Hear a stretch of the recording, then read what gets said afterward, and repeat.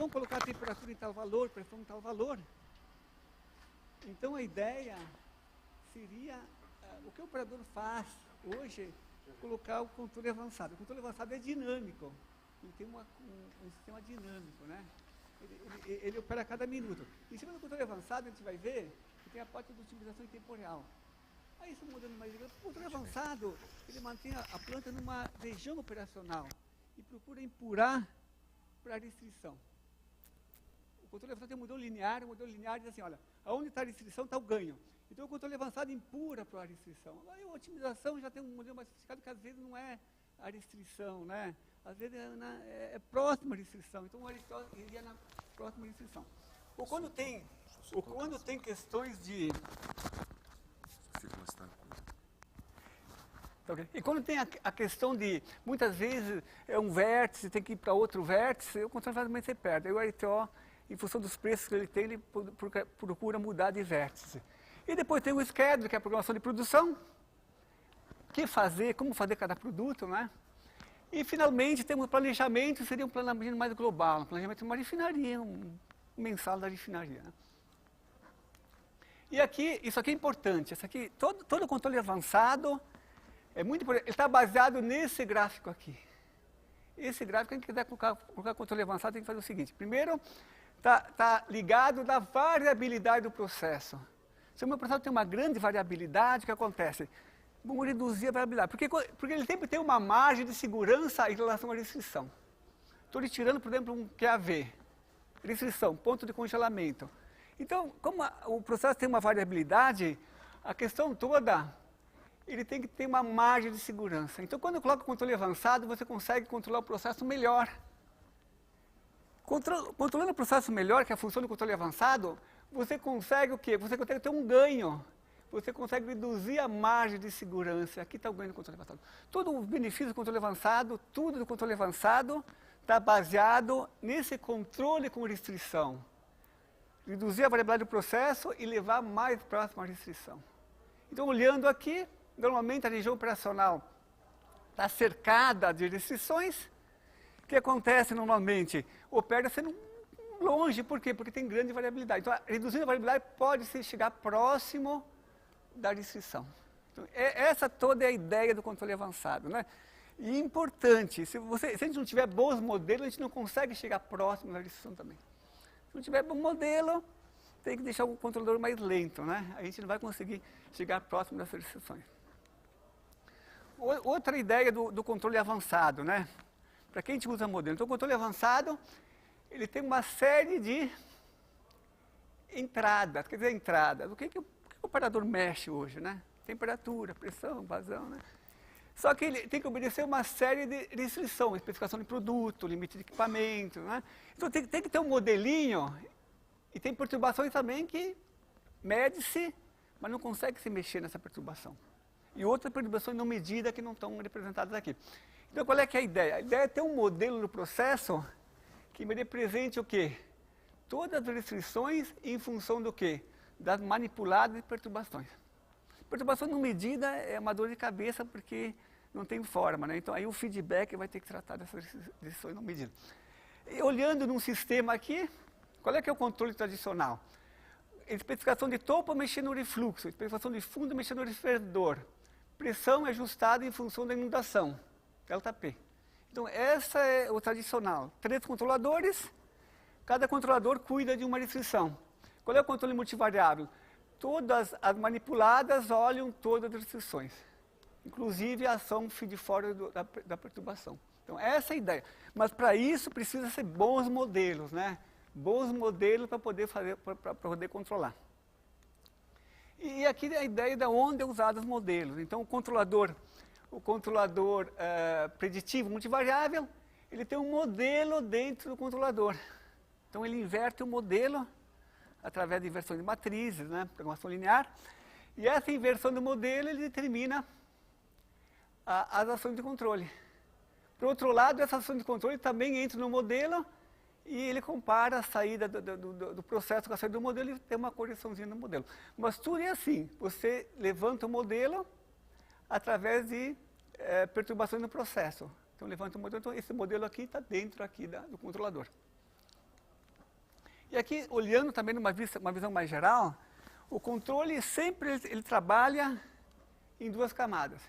Então tem a camada que mantém a planta dentro da região operacional para preservar o equipamento, expressão do produto, mas isso não basta, ele tem que levar para um vértice para poder otimizar. Então a gente sabe que a camada de otimização, ela se baseia nos ganhos do modelo. Qual é a relação entre estacionário, nos ganhos estacionários do modelo, né? Então os ganhos são muito importantes, né? Quando vai fazer a identificação, levantar os bons ganhos do modelo. Aí tem que usar a frequência mais reduzida, né?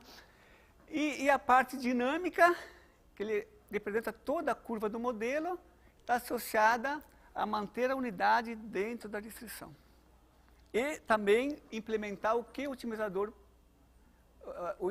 calcula. Então, ele diz, olha, o ótimo está em tal vértice, mas cuida de que tudo fica dentro da restrição. Então, a parte dinâmica vai cuidar da unidade das restrições e levar a unidade no ótimo determinado pelo controle avançado, da camada de otimização.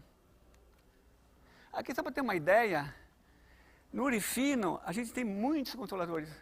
Tem mais, em torno de 100 controladores. Então, toda essa aqui é o mapa hoje das unidades de processo das refinarias, onde tem o controlador funcionando. Então, é muito grande, né? Isso aqui é a Petrobras e no mundo inteiro também, né, grande parte, quase 100% das unidades. O que está em branco são unidades novas, a gente está implementando, né? Então, vê que é muito usado o controle avançado, tanto na indústria petroquímica como de uma forma geral. E aqui a gente tem a etapa de um projeto de controle avançado, né? Então, quem que faz um projeto de controle avançado? Engenheiro de controle, engenheiro de processo. Então, é feito um projeto funcional, determinando o que vai precisar, quais são as manipuladas, controladas, quais são os objetivos, né? Então, tem uma série de etapas que é necessário para um projeto de controle avançado. Mas você pode verificar que a maior etapa aqui é a identificação do processo. Então, tem que ter modelos. Um sistema de controle avançado tem que ter bons modelos. E os bons modelos, como é que eu vou determinar os bons modelos? Normalmente, quase 100% dos casos, é através de perturbações na planta. Então, eu tenho que ir lá na planta, perturbar a planta, pegar dados e levantar um modelo. Então, essa é a ideia. Modelos rigorosos, unidade, por exemplo, de propeno, de fracionamento, meio sofisticado, a gente pode até usar modelos rigorosos, né? Mas quase 100% das vezes é identificação do processo. E isso aqui testa na planta, que os testes da planta às vezes são sofisticadas, porque tem que ter atenção por um período de tempo. A ideia é não interferir com a produção, mas sempre é um pouco difícil, né? Então, a ideia toda, ter bons modelos, tem que ter testes. E também tem ferramenta para construção de modelos, né? Então, toda essa parte aqui, uma parte crítica, é a parte que a gente está conversando e a parte que o pessoal está desenvolvendo modelos, né? Não só como construção de modelo, mas como fazer os testes, né? Às vezes você pode fazer testes lá e não conseguir nenhuma informação. Tem que fazer testes de forma de você ter informações importantes para você poder construir os modelos. E aqui uma coisa importante. Então, essa transparência, ela foi retirada do congresso da Rhône. A Rhône, ela é uma fornecedora de tecnologia de controle avançado, LTO, tanto a Rhône como a Aspentec, Invence, né? Então, o que ele está falando? Qual é a causa de ter um controlador com baixa performance? Quais são as causas, né? Então, para o controle avançado, ele foi apontado duas causas, né? A causa de você não ter as restrições corretas, porque se você tem um controle avançado, a operação restringe as manipuladas, é como se fosse amarrar as mãos do controlador. Então, isso aí a gente está muito, a gente fica muito em cima na monitoração, nessa parte aí de restrição. Restrição tem que ser amplas. E as manipuladas tem que estar ampla. E as controladas tem que ter restrições corretas, né? Então, isso aqui é uma coisa que a gente está trabalhando muito nas restrições corretas. Agora, no modelo, na qualidade do modelo, a gente está agora que está se envolvendo mais. Porque a qualidade do modelo são duas coisas. Primeira coisa, determinar um modelo bom na identificação. para começar. Segundo lugar, ao longo do tempo, o modelo vai se deteriorando, né? Então, você vai precisar, ao longo do tempo, saber se você precisa identificar. Então, você vê que a causa, né, do controle avançado, essas duas causas, a causa da qualidade do modelo é uma coisa muito importante, que é uma coisa que a gente está analisando com mais cuidado agora. E aqui, que eu estava comentando, né? O que ocasiona eu ter um modelo pobre? O modelo pobre significa o seguinte: você começa a frear o controlador, começa a frear de forma que ele fique muito lento. Porque o controlador ele tem ação preditiva. A ação preditiva é que ele consegue ver o que está acontecendo. Se você tem um modelo pobre, o que acontece? Você começa a trabalhar na supressão. Você tem uma parcela na função objetiva que ele suprime o movimento do controlador. Então, se o controlador é pobre, você aumenta essa supressão, e o que acontece? Ele fica muito lento, ele vai esperar o feedback responder para ele, para tomar ação. Então, fica uma coisa muito pobre. Por isso que quando você tem um controlador, um bom modelo, que é a chave do controle avançado, você pode reduzir essa supressão, colocar uma resolução muito baixa e melhorar muito o desempenho do controlador. Então, isso é muito importante, né? Ter bons modelos para você deixar o controlador agir mais rapidamente. E aqui, como é que hoje a gente faz os testes na planta, né? Então, hoje a gente faz os testes em degrau. Então, a gente chega na unidade, né? Normalmente, eu prefiro mais fazer esses testes no feriado, fim de semana ou à noite, porque está tudo calmo, a manutenção não está agindo, né? Então, a gente tem que saber, tudo está calmo, né? Tudo está tranquilo, tranquilo. Aí a gente vai dar 2 degraus, dá um degrau, espera em torno de 2 horas, estabilizar, volta com outro degrau. Então, hoje é feito isso aqui, uma variável por vez. Normalmente é isso aí. O que é feito, eu diria que na Petrobras, mais de 80% dos casos é feito assim. E qual é que é a vantagem disso aqui? A vantagem é que você consegue saber, pega as variáveis-chave, fica acompanhando, né? Consegue saber se o teste foi bom ou não foi bom.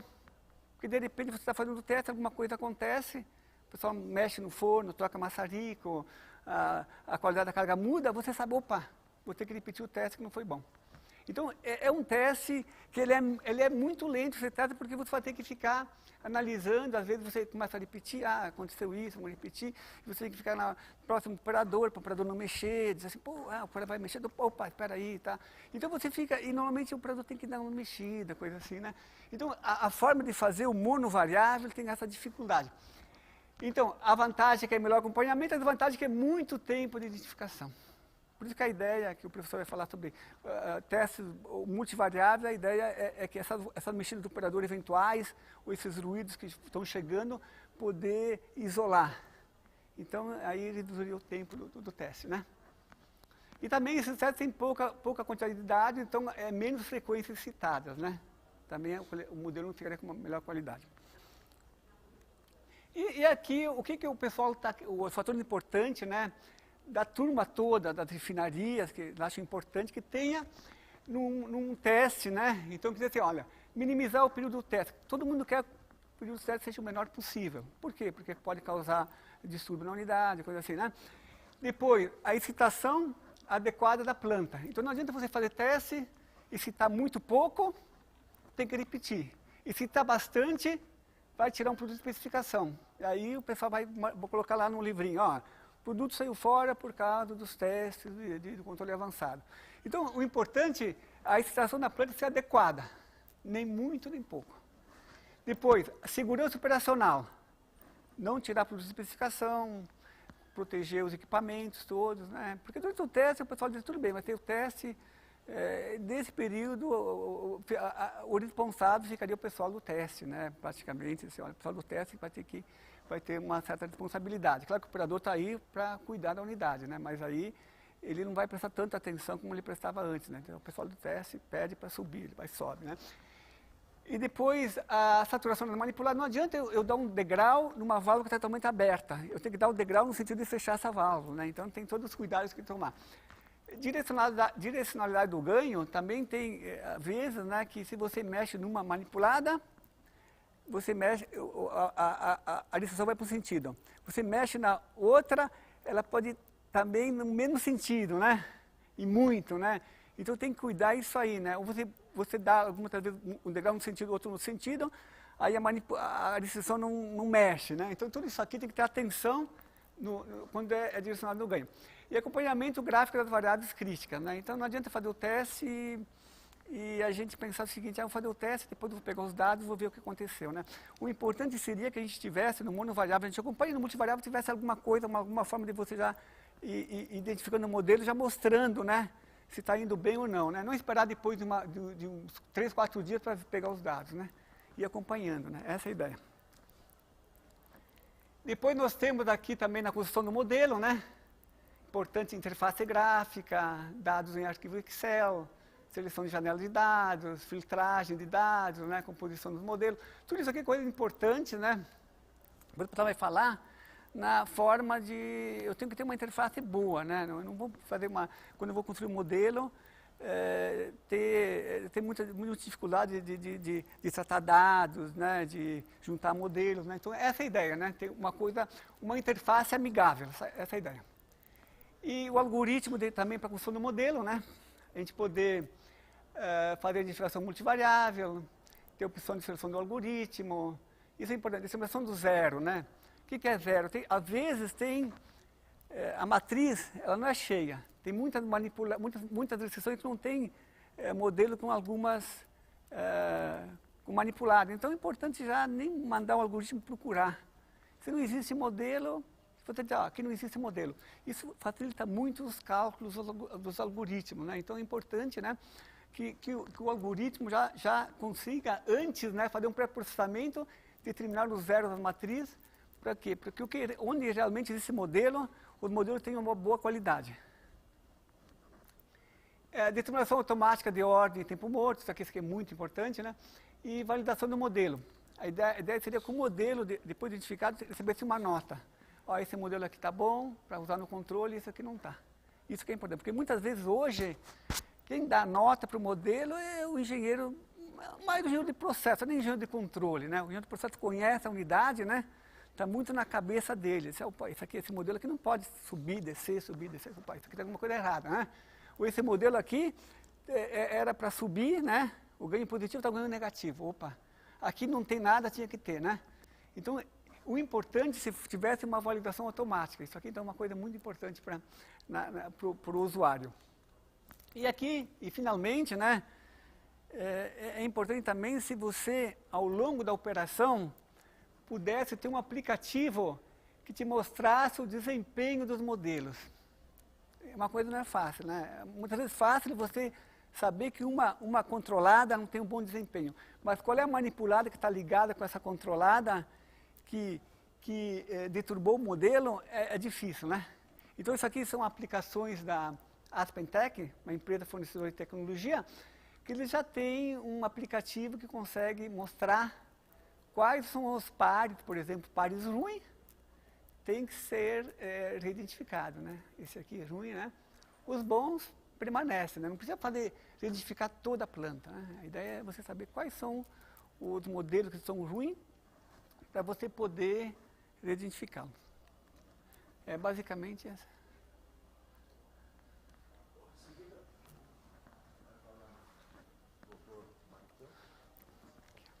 Vou pegar agora esse aqui, né? Esse aqui, ó. Ou esse aqui. Aqui. Opa. Bom dia aí a todos. Na realidade, o Marcos, né, que viria participar dessa mesa redonda, o Marcos Gomes, ele não pôde vir porque deu um problema no controle avançado lá da FAFEI, da fertilizante, e aí criaram um grupo de trabalho para ver qual é o problema do controle avançado que está dando.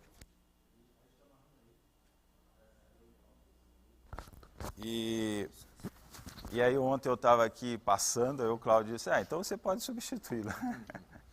Então vou tentar substituir, né? Ele tinha preparado aqui, eu vou passar alguns pontos que eu achei interessante, né? O objetivo aqui é falar, e o futuro, né? Como é que a gente vai trabalhar nessa linha de identificação para o futuro, né? Então, continuando o que o Zanin falou, um dos pontos importantes, né, é de certa forma, a gente trazer para a indústria, né, e testar algoritmos, né, que estão sendo desenvolvidos. Hoje, a gente ainda usa, a Aninha falou lá, a gente usa ainda a resposta, aquele teste de citação, que são vários degraus no tempo, né, mas será que a gente não pode usar outros avanços que estão sendo feitos aqui na academia, né? Então, é um pouco, talvez, o nosso desafio da indústria, né, de ter esse contato com a academia e começar a testar. Porque, realmente, como o Zanin falou, 50% do tempo a gente gasta em ter um bom modelo. E o bom modelo serve para tudo, né? Não só para o controle avançado, como para a sintonia de P&D, toda essa parte de controle mesmo, a gente precisa de um bom modelo. Então, esse é um ponto. Esse é mais ou menos as caixinhas do projeto, que o Zanin já falou. Tem o projeto conceitual, a gente define variáveis manipuladas e controladas, e a gente faz o projeto do experimento, que hoje ainda são um conjunto de degraus, né? Mas será que a gente não pode ter uma excitação multivariável? Tem o desafio, né, como foi colocado, de você não, durante esse teste, não levar o processo para uma região fora da restrição, e aí seria um problema, né, para o processo, mas existe toda essa parte aqui que tem ainda desafios, né, a serem feitos, né? A escolha do modelo também é um outro desafio, mas aí está atrelado com o controlador que a gente vai usar, né? Então, os desafios estão a ver com o desenvolvimento do controle e o modelo que aquele controle precisa para operar adequadamente. Toda a parte de tratamento de dados, estimação de parâmetros, né? Um outro ponto também importante são esses métodos automáticos, né? A gente automatizar essa obtenção desses modelos, né? Seleção automática da ordem, definição do tempo morto, né? Quer dizer, toda essa parte de transformar esse processo de identificação mais rápido, né? E aí vem um outro desafio também, que o Zanin colocou ali, naquela parte de manter o controle avançado, porque o modelo ele tem que ser mantido ao longo do tempo para que o desempenho daquele controlador seja. Então, ferramentas, e é uma linha que a gente tem trabalhado agora em vários projetos de pesquisa, né? Fazer a monitoração do funcionamento do controlador e definir o problema do controlador é sintonia ou o problema do controle é um modelo ruim, né, que você está acabando. Então, essa é uma linha de desenvolvimento que eu acho que vai crescer. A gente tem ferramentas de monitorar esses modelos que estão sendo usados nesses algoritmos. Bom, o Marcos colocou essa parte de excitação MIMO, né? É um desafio aí, como é que você vai, se a gente for sair do teste variável manipulada a manipulada, né, que a gente faz hoje, a gente excita uma manipulada por vez, com uma série de degraus em frequências mais ou menos conhecidas, mas é uma série de degraus. Mas será que a gente não poderia excitar todas as manipuladas ao mesmo tempo, né? Então, os desempenhos ainda desses algoritmos ainda não estão bons, né? Depende um pouco do processo, mas é uma tentativa, né, de forma a vencer esse desafio aqui, né? Hoje a gente gasta 50% do tempo ou mais na identificação do modelo. Será que a gente não poderia, né, usar esses testes multivariáveis para acelerar? E talvez, é uma outra linha de desenvolvimento de pesquisa também, a gente está com o controlador rodando, então ele já está em malha fechada, e a gente excita multivariável, né, na saída do controlador da manipulada, algumas excitações, de forma que você vá tendo, né, informação para melhorar o teu modelo. Então, é outra linha de pesquisa interessante. Bom, isso aqui eu já falei, avaliação dos modelos, né, e aqui tem um problema nessa parte de como é que eu sei que o modelo está bom ou não está? Será que o problema é o modelo ou será que é uma perturbação não medida, né? Uma mudança de qualidade da carga quando eu não conheço a carga, né? Então, isso aqui é um desafio ainda, como separar essas duas coisas, né? Bom, isso aqui também já foi falado, excitação.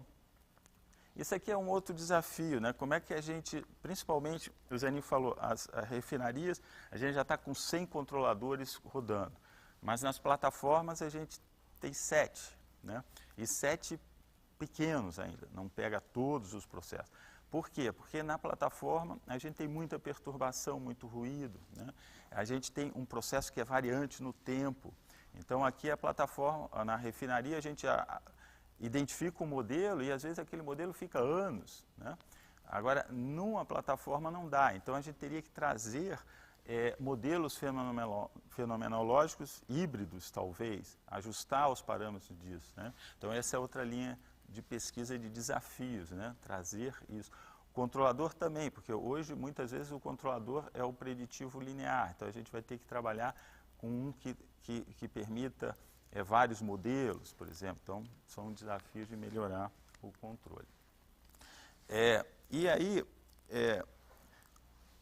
existem outros desafios que têm a ver, por exemplo, hoje a gente está se falando na indústria, né, da nova revolução industrial, né, que a gente estaria vindo para uma quarta revolução industrial, que seria essa capacidade de computação que cada vez maior, né? Então abre um espaço também para, será que nessa área de identificação a gente não pode usar, né, algoritmos que a gente não usa hoje? Por exemplo, o Zeni falou, quando a gente identifica, por que a gente não usa a massa de dados que a gente já tem do histórico que estão lá no sistema de automação, SDCD, para melhorar o nosso modelo, né? Hoje a gente não usa por quê? Um pouco o que ele falou, pode ser que uma bomba caia. Então, aquela perturbação que a gente está vendo nos dados foi devido a uma queda de uma bomba, ou um chaveamento de uma válvula no campo. Então, como é que o modelo, só olhando os dados, vai perceber isso e dizer que aqueles dados não estão bons? Mas hoje, com o Big Data, né, com essa capacidade, você pode ir lá nos históricos, porque o operador anota, a bomba caiu, então tem um relatório que está lá, só que está numa base de dados separada. Mas se você tiver um sistema que vá nessas informações, talvez a gente consiga. Então, é outra linha de usar, né, essa capacidade de computação. Quando eu entrei na Petrobras, o maior computador que tinha no mundo, né, era aquele Cray 2, né, custava 30 milhões de dólares, e a capacidade de processamento dele é a que a gente tem num computador hoje de $1.000, né? Então, a capacidade de memória também. Então, usar outros algoritmos talvez seja um outro desafio aí para a gente. Em relação a um outro ponto, né, seria, por que a gente não usa? Hoje todos esses modelos nossos são um modelo, né, mas a gente tem um monte de incerteza. Então, uma outra linha de pesquisa, como a gente valoriza essa incerteza que a gente tem nos modelos, né? É lógico que o nosso controlador também, de repente, ele teria que achar o ótimo, né? Como atuar no processo, ou achar o ponto ótimo, não baseado num modelo, mas num conjunto de modelos, né? A gente não vai muito nessa linha porque diz, a capacidade de computação, os algoritmos ficam mais pesados.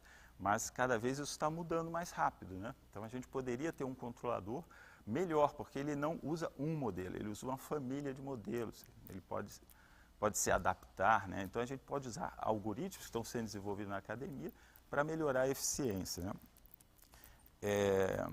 Bom, e um outro desafio, já falei, são esses modelos não lineares, né? Que em alguns processos a gente vai precisar de modelos não lineares, então como é que a gente vai identificar, como é que a gente vai usar? Bom, essa ideia aqui são os desafios, eu acho que agora o Cláudio vai mostrar como a gente está abordando esse projeto lá na USP, essa parte de identificação, né?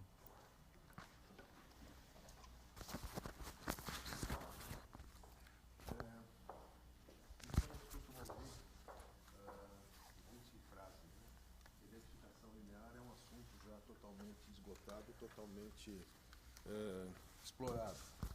E quando a gente vai fazer um trabalho em conjunto com uma empresa que precisa fazer a identificação funcionar em casos práticos, a gente percebe que talvez em teoria já tenha se feito muita coisa, mas para fazer essa teoria funcionar na prática, a coisa é um pouco mais complicada, né? Então, um dos nossos problemas, nossas metas aqui, é justamente tentar atender os desafios, as proposições que o pessoal da Petrobras nos coloca, né, nessa área então de identificação linear. Nós temos aqui, rapidamente, a agenda do que nós vamos estar falando, né, pessoal da USP. Nós temos aí cerca de uns 20, 25 minutos para falar. Não vou entrar em muito detalhe na agenda, senão a gente não consegue terminar. Você opera lá de cima, Juliane? Aqui, ó, aqui, ó. Eu tô aqui, ó. Aqui, volta aqui. Aqui, Aí, não, já foi, tá. Bom, essa primeira é a frase que eu comecei, né? Será que a parte de identificação linear de sistemas é um problema resolvido? E aparentemente não. Existem ainda desafios, existem ainda problemas a serem sanados, né? E alguns dos problemas que a gente tem aberto, que temos estudado e que a comunidade internacional tem aceito através de papers, tanto em periódicos quanto em congressos, demonstra que o assunto ainda tem campo. Então, coisas que a gente tem feito, por exemplo, é a parte de projetos de sinais de estação. Ontem teve uma apresentação do nosso grupo na sessão de identificação, falando sobre esse assunto, sobre zeros e matrizes de transferência, onde que eu tenho modelos entre uma manipulada e uma controlada, isso vai ser rapidamente citado daqui a pouco por nós. Como que eu faço, na hora de você fazer uma identificação, uma das coisas que consome muito tempo é eu descobrir, além da estrutura mais adequada de modelo, vou usar o quê? Um RX, um BJ, um Armax, saber quais as ordens que eu vou utilizar, qual o tempo morto que eu vou utilizar. Fazer isso na base da tentativa em erro em um sistema pequeno, vá lá. Agora, quando você pega uma planta de dimensões enormes, né, a Petrobras tem trabalhado aí em plantas com 36, 37 manipuladas, 92 controladas, são plantas monstruosas. Você ficar tentando descobrir ordem e tempo morto por tentativa e erro é uma tarefa inglória, né? Nem estagiário merece isso. Então, é uma coisa que estamos tentando automatizar, né? Temos trabalhado também, vai ser citado aí, métodos de identificação que haviam sido citados na teoria, que nunca tinham sido usados na prática, estamos tentando utilizar. Método de identificação que a gente desenvolveu, né, no doutorado do Vitor. Então, são coisas novas que nós estamos querendo trabalhar. Bom, a identificação que nós temos feito, só para conceituar, é uma identificação, então, multivariável, e ela pode ser aplicada tanto em malha aberta quanto em malha fechada. O conceito de malha aberta e malha fechada, para nós, é um pouco diferente do conceito que normalmente a gente tem quando fala de controle regulatório. No controle regulatório, a malha aberta e a malha fechada é quando o controlador regulatório, o PID, está em manual automático. Para nós, quando eu falo malha aberta e malha fechada, é se o MPC está ativo ou se ele não está ativo, se o controlador preditivo está ativo ou não está ativo. Eu subentendo que as malhas regulatórias estão todas ativas e na hora de fazer a identificação, se o MPC estiver desativado ou ainda não existe MPC, nós estaremos fazendo uma identificação em malha aberta. Se o MPC estiver operando, nós estaremos fazendo uma identificação em malha fechada, e no caso seria, na verdade, uma reidentificação, né? O MPC já opera, nós vamos tentar obter um outro modelo para ele.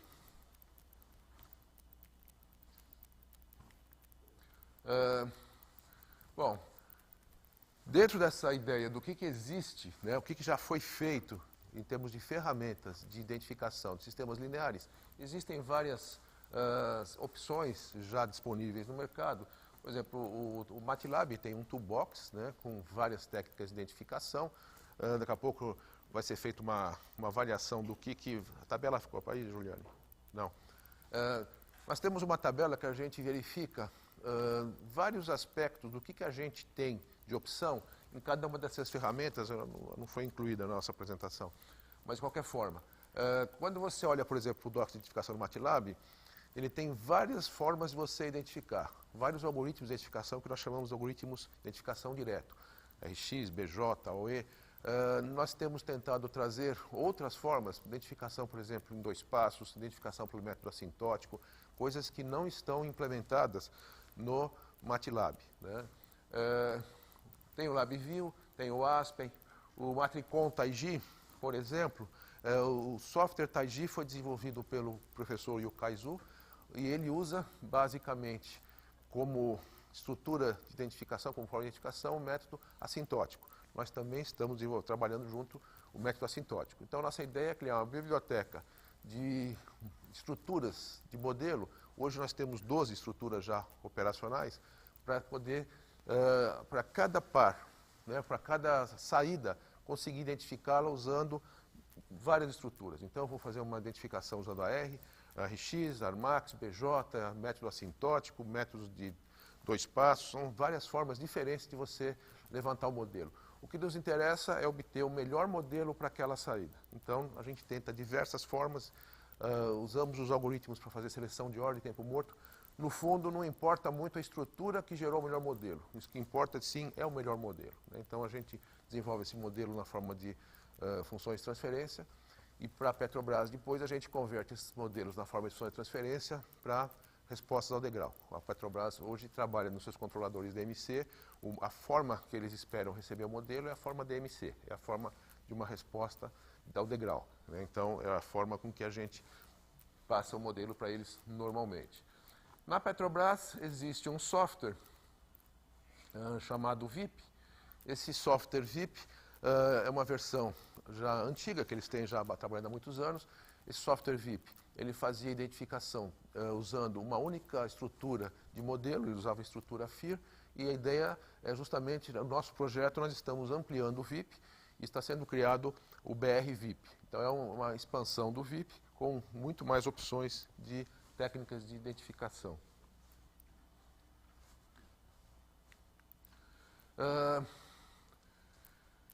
Isso daqui, então, são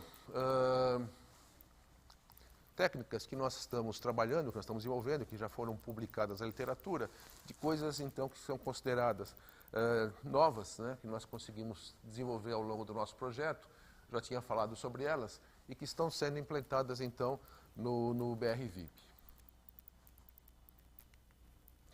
Bom, aqui as estruturas clássicas de identificação, todas essas foram implantadas no BR VIP, né? Então, as que eu tinha citado já, a RX, a Armax, o FIR, as formas integradas dessas estruturas. Então, isso daqui tudo são estruturas que são clássicas, são estruturas que o MATLAB já identifica.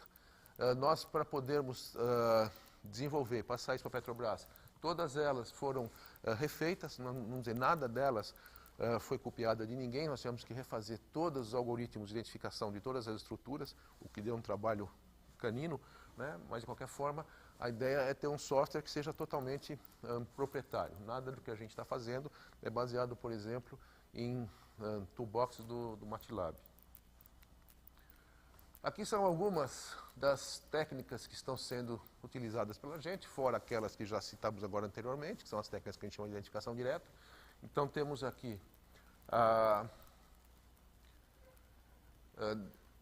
técnicas que vão ser, o Vitor depois pode falar um pouco mais em detalhes, se for o caso, técnicas que são aplicadas apenas em malha fechada, são técnicas que, então, com o MPC teria que estar ativo, seria uma reidentificação.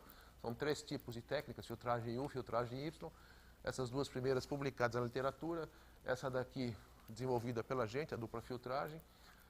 O método assintótico foi um método desenvolvido, proposto pelo Jung, desenvolvido pelo Zhu, e nós fizemos aprimoramentos, melhorias, então também está sendo implementado no BR VIP. No BR VIP também estamos trabalhando com identificação dita MRI.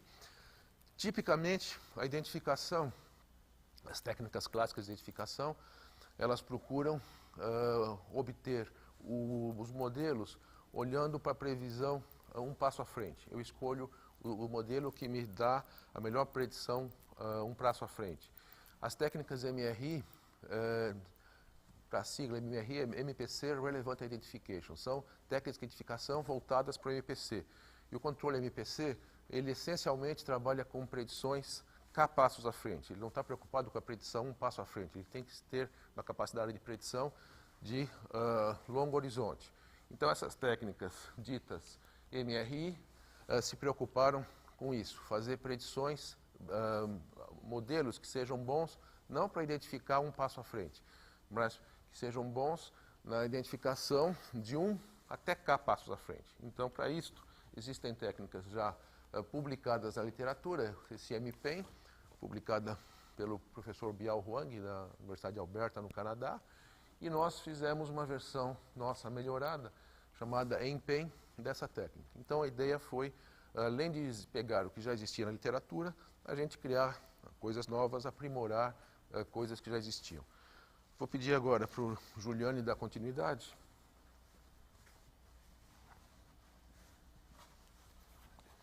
Bom, durante a identificação, É verdade. você precisa comumente identificar da planta, é o tempo morto, que é aquele atraso de quando você aplica a estação na planta. Desculpe. A diferença de tempo entre quando você aplica uma estação na planta e quando seu sistema responde. Tipicamente, isso é tratado separadamente. Você aplica um algoritmo de tempo morto, estima esse tempo morto e depois fixa esse tempo morto no modelo e estima o modelo. Um dos resultados que a gente obteve aí nesses anos de estudo foi redefinir esse tempo morto. Então, a gente primeiro define o tempo morto de processo, que é justamente essa definição. O tempo morto que existe no processo, se aplica um sinal, o processo tem um atraso e responde. O segundo tempo morto é um tempo morto de modelo ideal. Considerando uma estrutura que você escolha, qual é o melhor tempo morto que você coloca nessa estrutura para você ter uma melhor representação do seu processo. Ou seja, esse tempo morto pode ser diferente do tempo morto real. Você pode precisar ajustar o seu modelo para ter uma melhor representação do seu processo, para você conseguir predizer melhor as respostas. E o terceiro é um tempo morto ótimo, porque nem sempre você consegue esse modelo ideal. Você tem limitação nos dados, você não tem uma faixa de frequência ampla nos seus dados, dependendo da sua estação, você tem distúrbio, perturbação. Então, você vai precisar ajustar o seu modelo aos seus dados. Ou seja, o tempo morto que a gente trabalha agora nesses algoritmos de identificação, ele é uma propriedade de cada modelo para cada entrada e saída. Ele deixa de ser uma propriedade da planta ou da estrutura, e cada realização de modelo que você tem um tempo morto mais adequado para o seu fim de controle. Aqui, por exemplo, é uma representação do efeito do tempo morto na qualidade do modelo.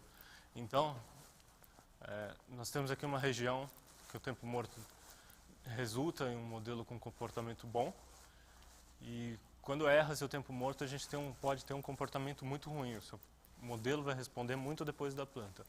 Mas o que a gente nota aqui, que enquanto a gente tem aqui um tempo morto real do processo, num dado perfeito, ele é realmente a melhor opção. À medida que você começa a deteriorar esse dado, começa a ter ruído no seu processo, ocorre uma perturbação na sua identificação, os algoritmos de identificação passam a obter modelos melhores quando você faz uma correção nesse tempo morto, para ajustá-lo aos dados. Então, um dos algoritmos que a gente desenvolveu foi justamente para fazer essa alteração e conseguir modelos melhores, incluindo o tempo morto como um parâmetro de estimação do modelo, e não mais como uma informação da planta que você fixa no seu processo de identificação. Com isso, a gente vai para um segundo problema relacionado, que é a estimação de ordem. A gente desenvolveu aqui um método OSOD para estimação ótima automática de ordem, que a primeira característica, a gente inclui esse tempo morto como parâmetro de ordem. Então, você estima o número de parâmetros do numerador, no denominador do modelo, e junto o atraso que vai ter o seu processo. A gente escolhe a melhor ordem do modelo a partir do índice de ajuste. A gente emprega geralmente o índice FIT. Então, o que a gente busca? Um modelo que vai realmente te dar o melhor ajuste da planta. Ou seja, o processo ele não tem ordem. Você não tem um processo de primeira ordem, segunda ordem. Você pode ter isso no processo teórico, mas na hora que você vai para a planta, você nunca vai saber a ordem da planta. Mas ela não tem ordem, é uma planta. Então, a gente precisa de um algoritmo para estimar qual a melhor ordem que você atribui ao seu modelo para conseguir um bom comportamento da planta. Então, devido a essa característica que o Mário citou aí, os computadores são cada vez mais potentes e mais baratos, a gente consegue fazer bastante, rodar a otimização, fazer várias contas para obter esse teste, obter essa ordem que vai te dar um melhor modelo.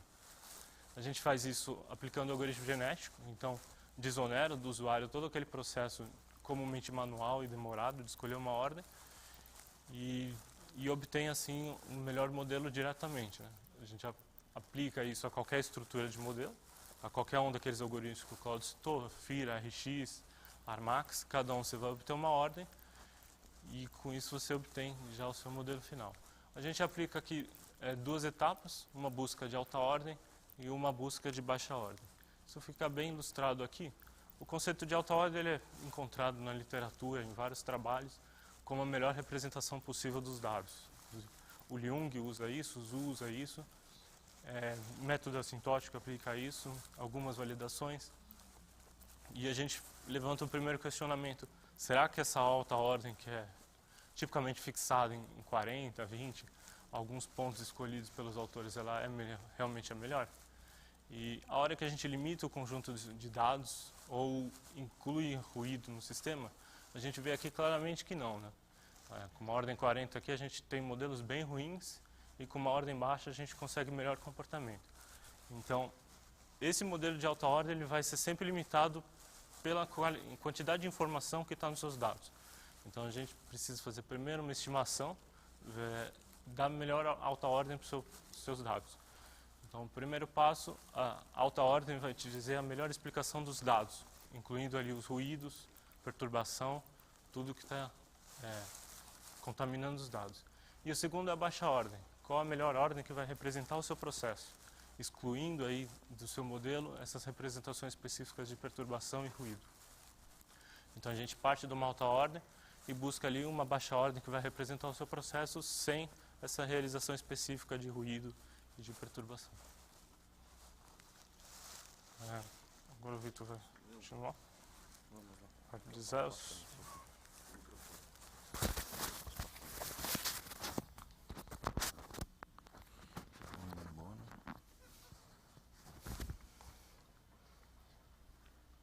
Deixa eu buscar aqui o controle.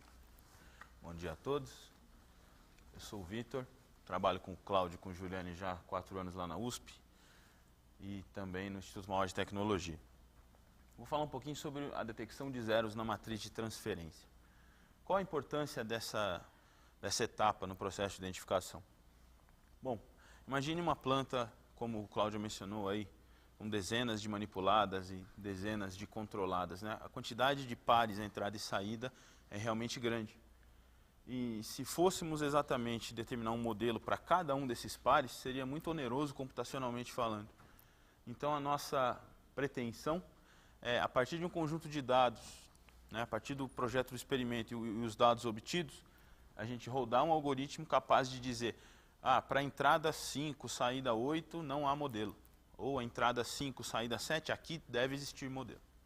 Então, é feita uma série de inferências, uma série de testes, e o principal objetivo é desonerar o algoritmo de identificação. Se nós tivermos a certeza de que determinado par entrada e saída não tem modelo, a gente não precisa pedir para o algoritmo buscar esse modelo. E isso faz com que a complexidade dos cálculos seja reduzida e, principalmente, obtém-se uma melhora no modelo alcançado. Então, para que é importante também essa detecção de zeros? Nós precisamos também projetar o experimento de identificação em cima desses dados. É muito comum que nós façamos não tantos testes, por exemplo, a ideia é reduzir o número de horas de teste, né, como disse o Zanin no início da nossa conversa. Mas o que nós buscamos? A excitação de diversas variáveis simultâneas, porém agrupadas. Então são subplantas dentro de uma planta maior. Existe um estudo para determinar qual é o melhor agrupamento de variáveis, né, algoritmos para isso, foi um deles, até o Leandro, né, desenvolveu recentemente, numa dissertação de mestrado. Então a gente busca, dentro de uma planta, descobrir subplantas que sejam ótimas para os projetos de experimento. Além do que, isso auxilia muito lá no algoritmo OSOD, na seleção de ordem em tempo morto, uma vez que a gente acaba reduzindo o domínio de busca do algoritmo genético que é a base do nosso sistema. Na verdade, quando a gente tem essa matriz de zeros, ela entra como uma restrição no algoritmo genético, então ele não vai nem procurar. Onde tem o zero, ele não vai nem se dar ao trabalho de procurar. Eu acho que eu fiz bobagem, Juliana, me ajuda lá.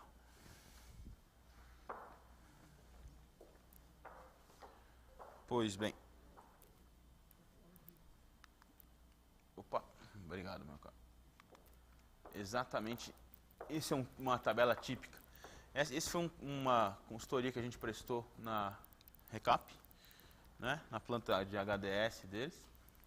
Então, vocês percebem aqui todo o conjunto de variáveis controladas, aqui as manipuladas e as perturbações medidas. Então, após reuniões com a equipe de processo, tem sempre o olhar do engenheiro de processo, que é importantíssimo, né, o sentimento que ele tem com relação à planta, de dizer, olha, nesse parzinho aqui a gente espera modelo, aqui a gente não espera modelo. Então, o que a gente faz é uma verificação cruzada das informações da equipe de processo e dos nossos algoritmos, para verificar se as coisas realmente estão convergindo, né? Aqui, nesse exemplo, nós temos aqui, né, o verde mais escuro, a maior certeza da existência do modelo. Então, todo parzinho marcado com o verde escuro é o que tem a maior probabilidade de que ali realmente deva existir um modelo, isso sempre pensando do ponto de vista dos dados. Tá? Menor certeza é um verde mais clarinho, baixa certeza o amarelo, e o X marca a escolha final do usuário. Isso aqui também é uma escolha que a gente faz após a nossa rodada de algoritmos com a equipe de processo. Então, numa primeira reunião, eles dão uma impressão deles, a gente pega os dados após o projeto do experimento, roda os nossos algoritmos, verifica se houve uma convergência ou não.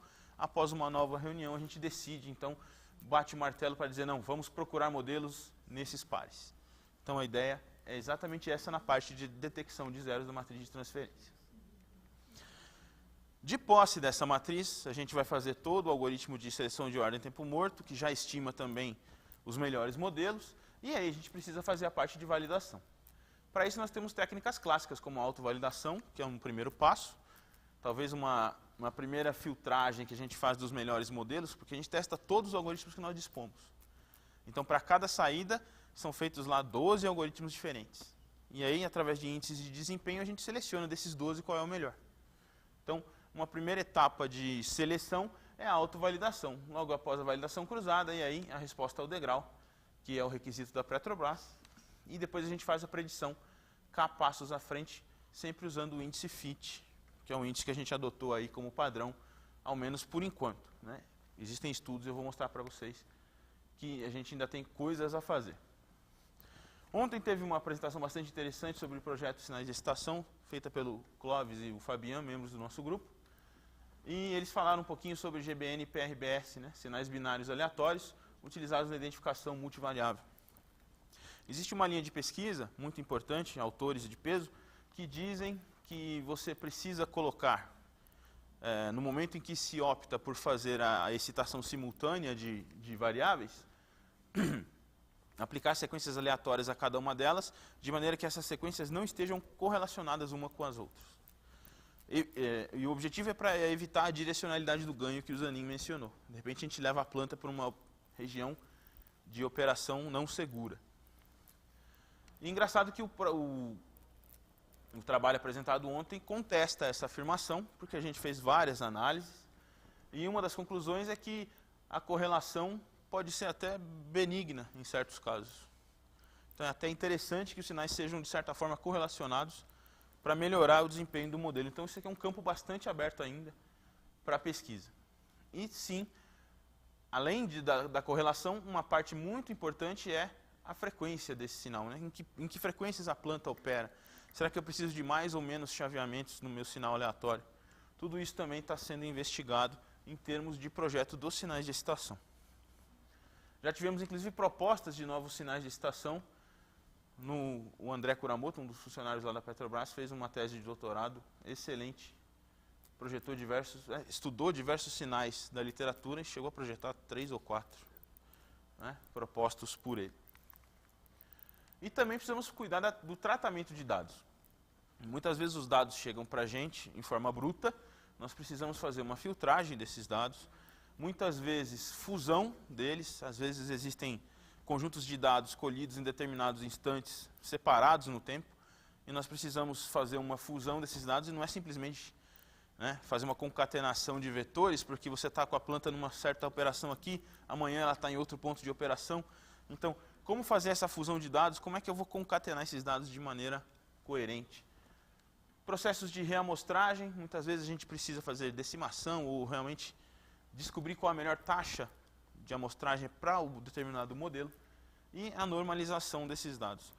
Incluo aí também o preenchimento ou de dados que venham sem valor. Muitas vezes você pega os dados, tem lá o not a number, né, o famoso. Então a gente tem que dar um jeito de verificar o que acontece nesses pontos. Vamos interpolar, vamos repetir as medidas, vamos pegar a média das anteriores. Tem que pensar em tudo isso. A filtragem cuida da remoção dos spikes, né, aqueles dados que vão muito para cima, muito abaixo da região de operação.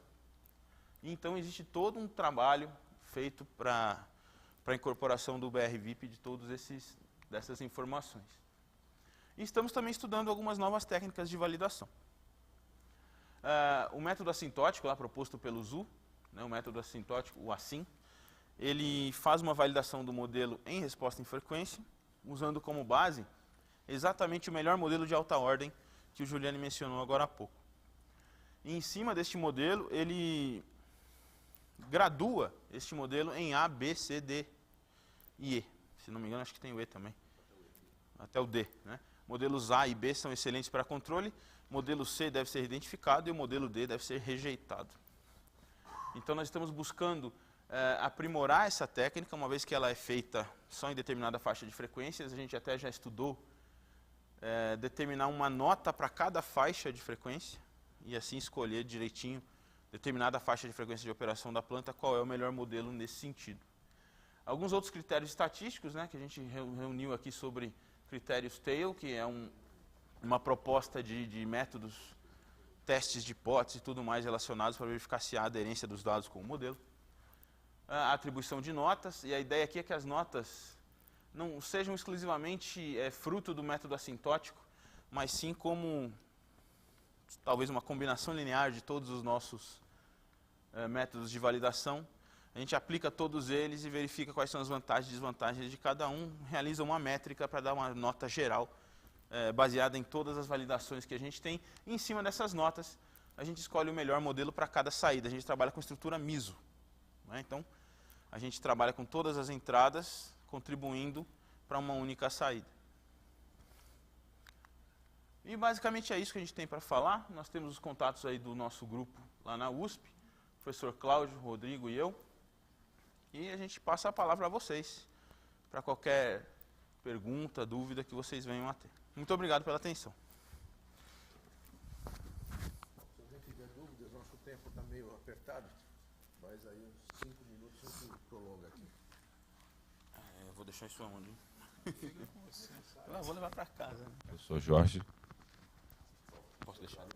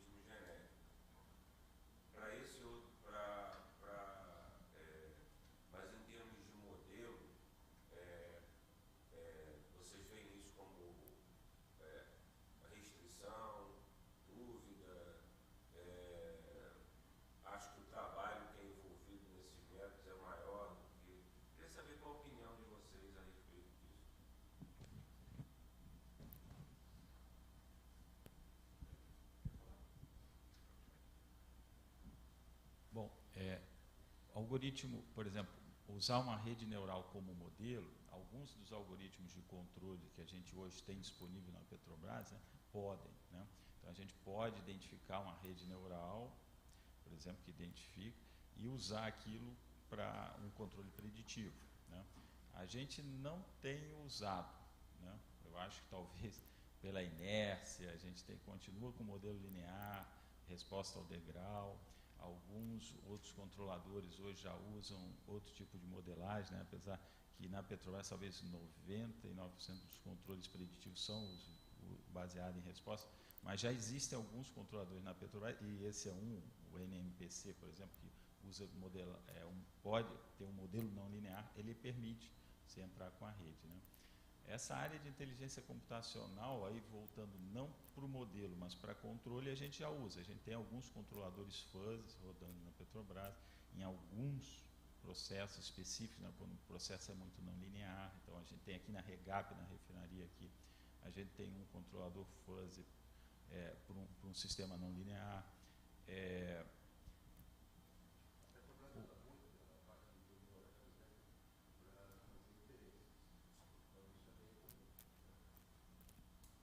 Esse é o...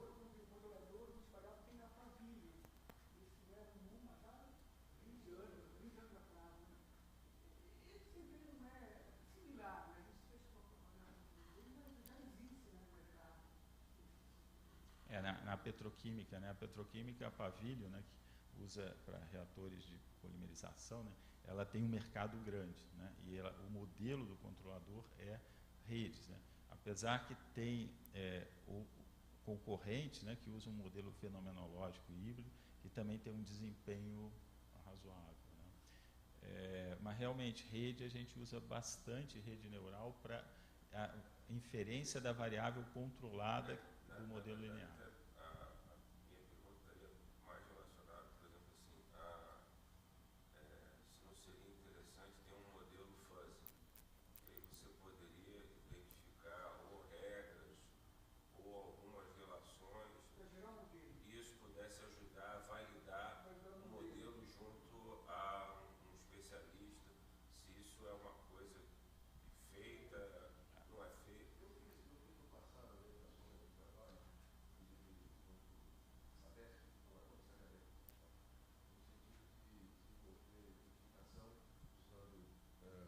Redes neurais, sistemas fuzzy, neurofuzzy, e depois comparamos com identificação clássica, na verdade era não linear, NARMAX, NARCS, e os resultados que a gente obteve nas redes neurais, neurofuzzy, não ficaram tão bons quanto nas estruturas polinomiais não lineares. Então, a gente acabou, nesse projeto, nem sequer cogitamos de usar essas estruturas. Não estou dizendo que não sejam boas, estou dizendo que realmente, o pouco de experiência que eu tive, não deu resultados tão bons. Então, quando você tem essa vivência, você acaba não tendo sido boa, mas nada que não tem um embasamento mais forte. É uma questão só de alguma experiência não tão boa, mas nunca chegamos a cogitar, e a própria Petrobras nunca pedimos nada, vocês nunca pediram nada de fuzzy, de redes neurais, então a gente nunca foi instado a buscar isso, né? Então, como a gente trabalhou já com os algoritmos de identificação, os clássicos, né? Identificação direta, os métodos, o assintótico, método de 2 passos, a gente achou que a biblioteca de algoritmos já estava suficiente e, mais recentemente, estamos mais preocupados com a parte de validação e com a parte de geração de sinais. Então, para nós, em termos práticos, a nossa biblioteca de... Alô? A nossa biblioteca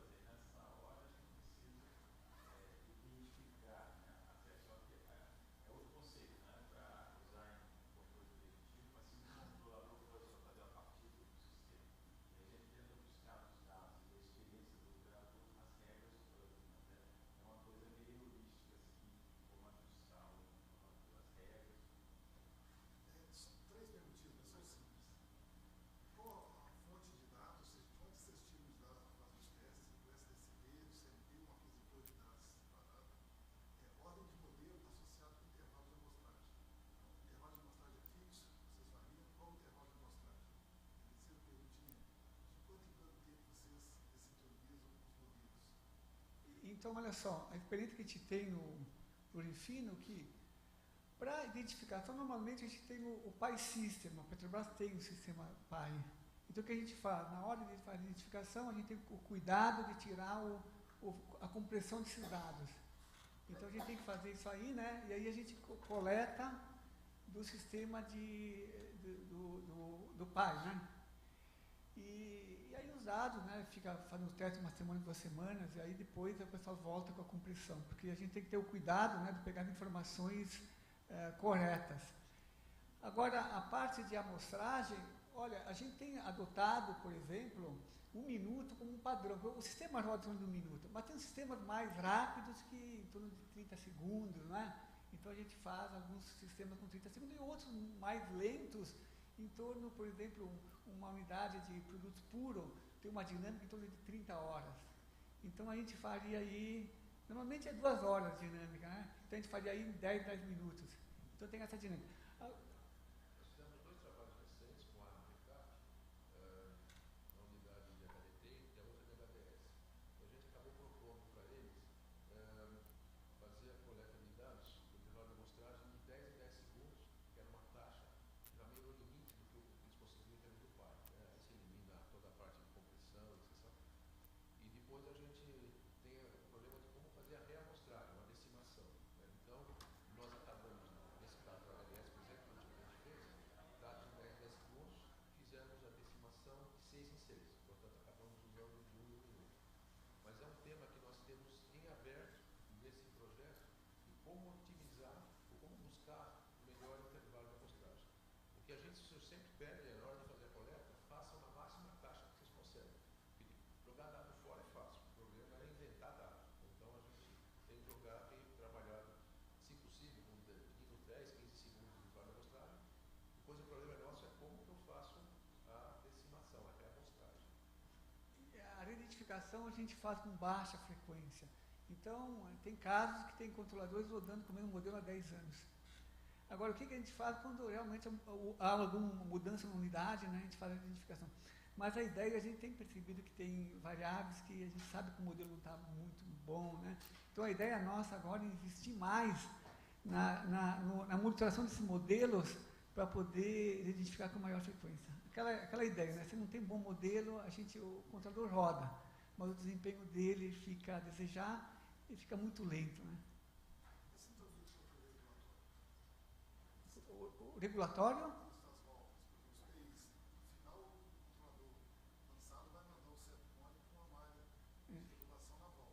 Sim. Olha, esse controlador, o ideal é sintonizar bem antes de fazer o modelo, porque o modelo ele já incorpora essa dinâmica, né? Então, se você pegar um instrumento de evasão que é muito lento, aí a gente na hora da identificação a gente já vê isso aí, mas normalmente na hora de fazer, antes, né, o pré-requisito para fazer a identificação é o regulatório ficar bem controlado, bem ajustado, né? Então, o regulatório é importante porque o regulatório, os ganhos maiores estão na melhor sintonia do regulatório. Essa reidentificação só é um pouco do futuro, né? Os controladores eles vão poder, em malha fechada operando, você colocar uma excitação e poder...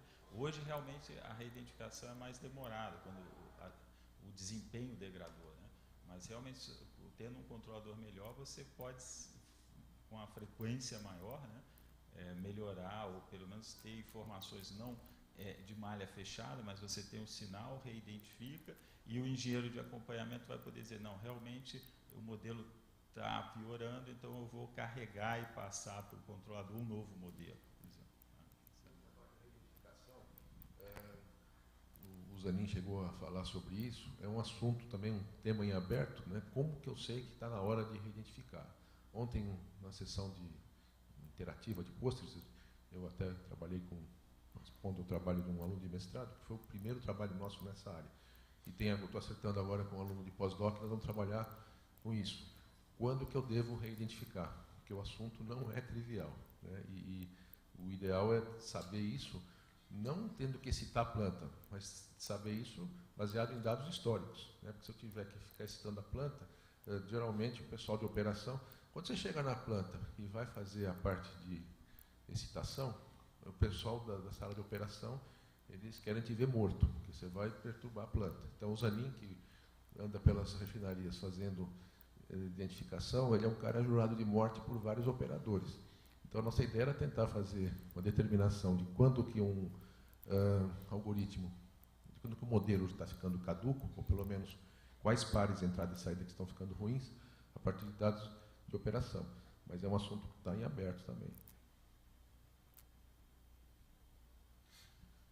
Pessoal, nós já avançamos bastante no nosso horário. Daqui a 12 minutos começa a palestra do professor Ogunaik. Agradeço a presença de todos, muito obrigado. E daqui a pouquinho prestigiem então a plenária do professor Ogunaik.